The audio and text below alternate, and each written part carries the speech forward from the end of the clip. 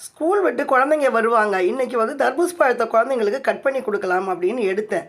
வேண்டவே வேண்டாம், மாற்றி யோசி. பாருங்கள், அடிப்படை 5. இந்த அடிப்படை 5 அப்படின்றது வேர்க்கடலை, வெல்லம், பேரிச்சம்பழம், தேங்காய், முந்திரி பருப்பு. இந்த 5மே குழந்தைங்களுக்கு ரொம்ப ரொம்ப அத்தியாவசியமாக தேவைப்படக்கூடிய ஊட்டச்சத்துக்கள் நிறைஞ்சது தான் இது. பாருங்கள், வேர்க்கடலை வந்து டெய்லி வந்து ஒரு கைப்பிடி, அவங்கவுங்க கைக்கு எப்படி இருக்குமோ அதை போல் ஒரு கைப்பிடி சாப்பிடணும் அப்படின்றது சொல்கிறாங்க ஊட்டச்சத்து வல்லுநர்கள்.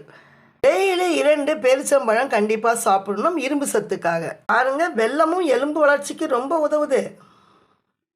தேங்காவில் நல்ல கொழுப்பு நிறையவே இருக்குது. விளையாட போகக்கூடிய குழந்தைகளுக்கு தசையை வந்து ரொம்ப நல்லா ஸ்ட்ராங்காக வச்சுக்க இந்த வேர்க்கடலை உதவுது. வேர்க்கடலையை மசாலா கலந்து எண்ணெயில் போட்டு வறுத்து சாப்பிடவே கூடாது.